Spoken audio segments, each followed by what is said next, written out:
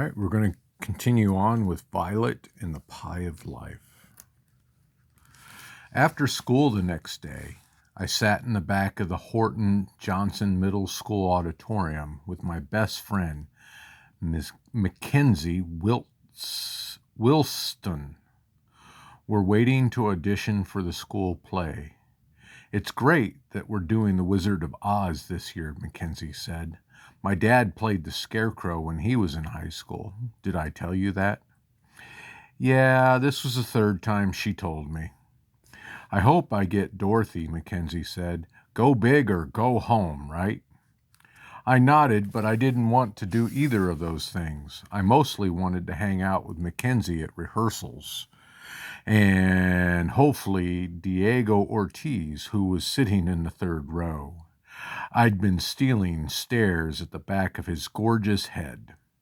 His hair was dark, thick, and amazing.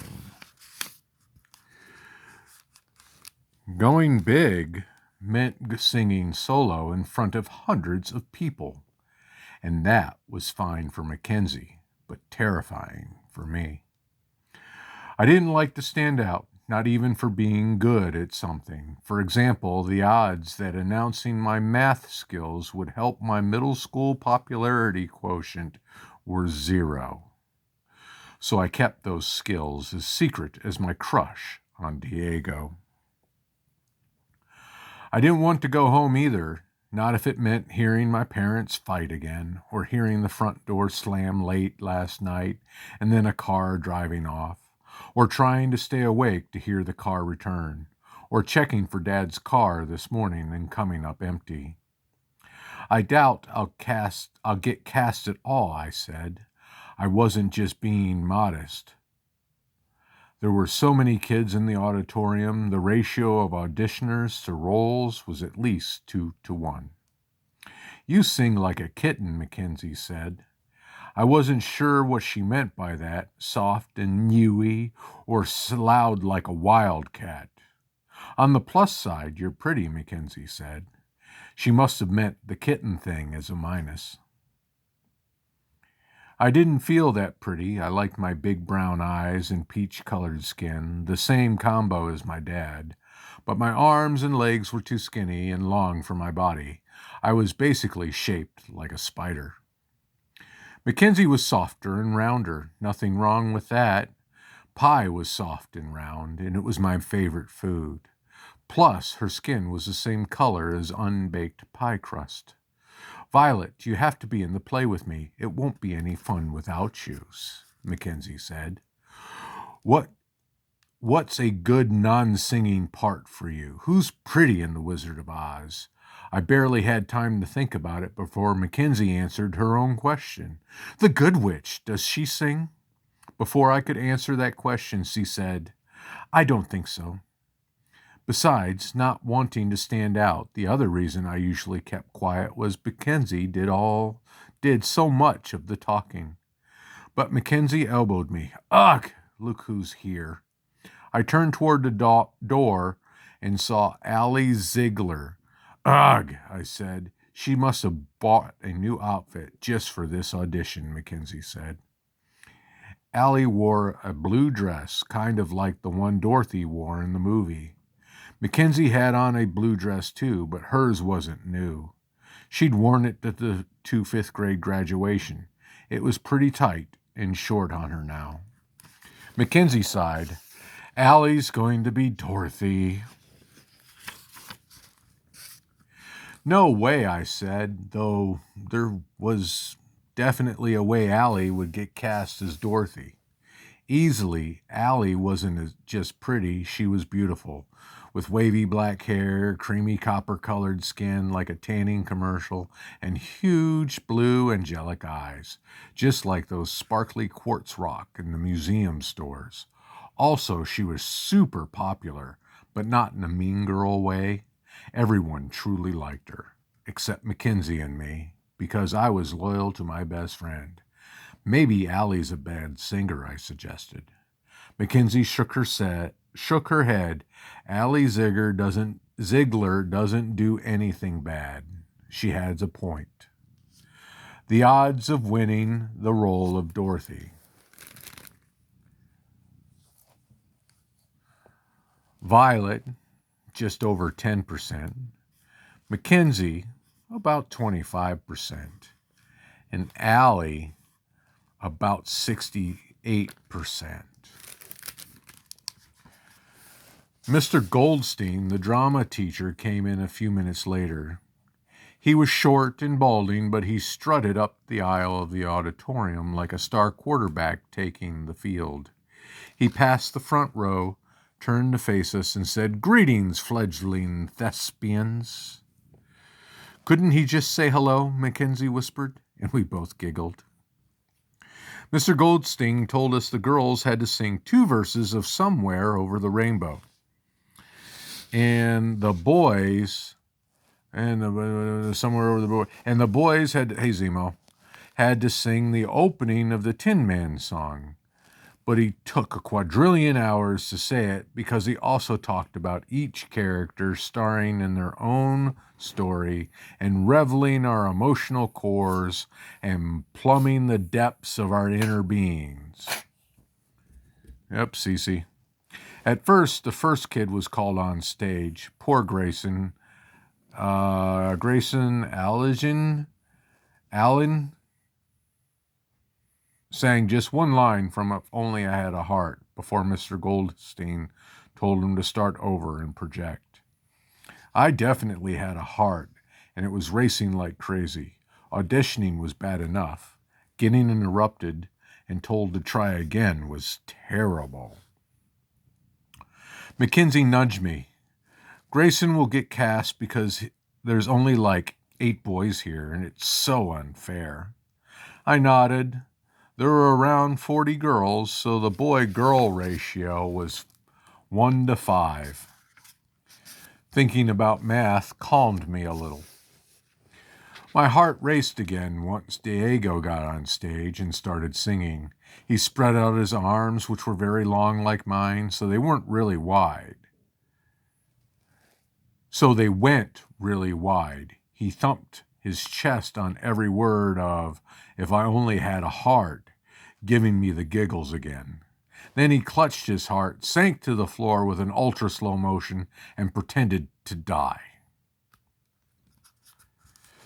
Mr. Goldstein sniffed as if Diego were made of rotten eggs and said, "I cannot say I agree with your humorous approach. The Tin Man is meant to be rife with heartache and longing." Watching Diego made me rife with heartache and longing. Allie came on next. Her voice was almost as beautiful as her face. As Allie sang, Mr. Goldstein rose to his feet, which he hadn't done for anyone else. He was silent afterward, even though he said thank you or good job to the other kids. A quadrillion years later, he finally said, Your Somewhere Over the Rainbow gave me chills. Chills. He wrapped his arms around his chest and pretended to shiver. "Get a hold of yourself, dude," I whispered. "Told you she'd get the lead," Mackenzie gave a long, dramatic sigh. Hey, Zemo. Hey, Zemo. Yeah.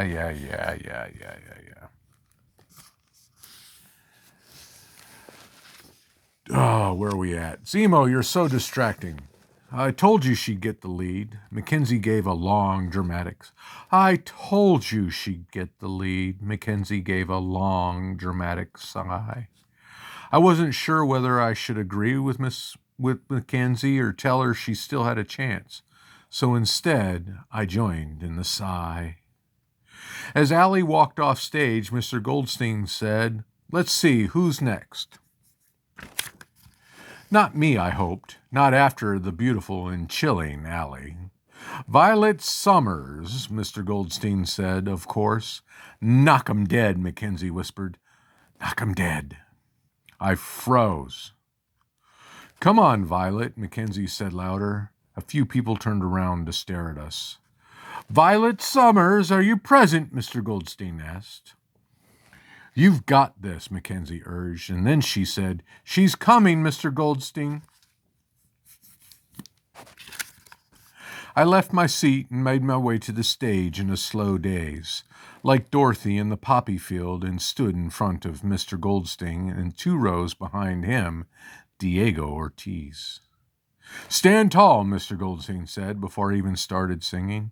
I straightened up, forced my mouth open, and began, "Somewhere over the rainbow, way up." Positively violent. Goldstein said, "Dorothy is a determined, joyful character. Be Dorothy. You're determined and joyful." Oh, I sang that wrong. It should be "Somewhere over the rainbow, way up." That's why he was telling her to be positive. Dorothy is a determined, joyful character. Be Dorothy. You're determined and joyful. No, I wasn't. But I forced a smile so I could finish the song and get off the stage. I cleared my throat and sang, "Somewhere over the rainbow way." That is an improvement. Now show me your energy, Mr. Goldstein said. Running out of the auditorium might show him my energy. Instead, I stayed there and took a deep breath. On the exhale, I muttered, "Determination, joy, and energy." Then I stressed my neck high like a giraffe, and I raised my nose in an air like the celebrity, and plastered a smile on my face like Mom showing a real estate listing. The giraffe plus celebrity plus real estate agent combination must have looked really dumb. "Superb," Mr. Goldstein said. Okay, maybe not so dumb. And standing straight and smiling felt better than slumping and frowning. I started singing and stopped thinking about how I looked, or what the other kids thought of me, or even about Mr. Goldstein or Diego. I was Dorothy, and I had determination, joy, and energy. The gangly girl who sang like a kitten had been replaced by a confident pro. I sang 2 verses of "Somewhere Over the Rainbow" while smiling the world's biggest smile and keeping my back perfectly straight. For those 2 verses, I liked having the attention on me. It felt amazing. I felt amazing. When I finished, Mr. Goldstein nodded at me, and I could feel his positivity. I bounded off the stage and down the aisle of the auditorium, grinning the whole way. Once I returned to my seat, Mackenzie patted my shoulder and said, "Great." As soon as I was done freaking out about going on stage, I started worrying about my dad again. There were lots of explanations about his disappearance, so that was good. But some of them involved criminal attacks and gruesome injuries and Dad lying in a ditch, so that wasn't good. The possibilities were getting complicated, so I opened my notebook, put my hand over it so no one, Mackenzie, could see what I was doing, and tried to work it out. So, Dad went out for ice cream. Then his car got totaled by a deer in the road. So he spent the night wandering the streets with amnesia. Dad bought a present for Mom. Then his car got totaled by a deer in the road. And so he spent the night trapped in the car with an angry deer. Okay. Dad went for ice cream. Then his car got totaled by a falling tree branch, so he spent the night wandering the streets with amnesia. Or maybe trapped in the car with an angry deer. Mackenzie Wilston, Mr. Goldstein said. Knock 'em dead, I whispered. Mackenzie walked on stage with a huge smile, holding her head up and her back straight. She strutted like a runway model, except pudgier and about 9 inches shorter. I thought she sounded nice, but Mr. Goldstein didn't shiver or tell Mackenzie she was superb or anything. Of course, she'd already heard 2 hours of auditions. As I told Mackenzie, of course, he'd already heard 2 hours of auditions. As I told Mackenzie, the world's greatest singer, Beyoncé, obviously, could have performed at that point, and Mr. Goldstein would have cut her off after 2 verses. A few minutes after the last kid auditioned, Mr. Goldstein made a speech about how everybody performed wonderfully, blah, blah, blah, blah, blah, blah, blah, and not take it personally if we didn't get cast. How are we supposed to take it, Mackenzie whispered. Yeah, I whispered back. Maybe I hadn't cared about getting cast before, but my audition had sucked me into caring. I imagined myself somewhere over the rainbow, starring in a play, and it felt exciting. Mr. Goldstein said he made up his mind about some people today, so we might get a role even if we didn't get a call back. He'd post the list online tonight. When he left the auditorium, I was grateful to see Grandpa falls apart our ancient Ford Mustang. Mom had a thing about being on time. That meant she was always telling me to hurry on weekday mornings, but it also meant never having to wait for a ride after school, unless Grandpa Falls Apart was acting up. As I opened the heavy dented car door, Mom said, "Does Mackenzie need a ride?" "Want a ride?" I shouted to Mackenzie. "No thanks," she said. "It's getting dark," Mom shouted. "My mom's on her way," she waved. I bet she wasn't coming. Mackenzie said her mother was in the free-range kids movement, which meant she believed in giving kids independence.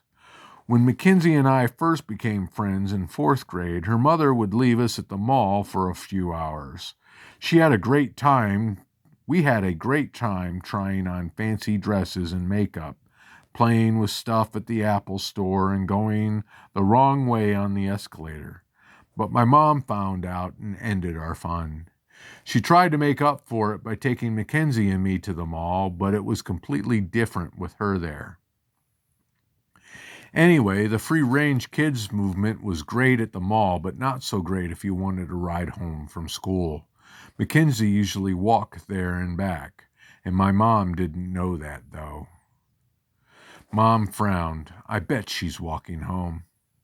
Maybe she did know. I'll feel terrible if something happens to her, Mom said. Nothing's going to happen to her. I looked out my window, and Mom was right. It was getting dark. I'd feel terrible, too. "Get in the car," I yelled to Mackenzie. "It's no problem driving you," Mom said.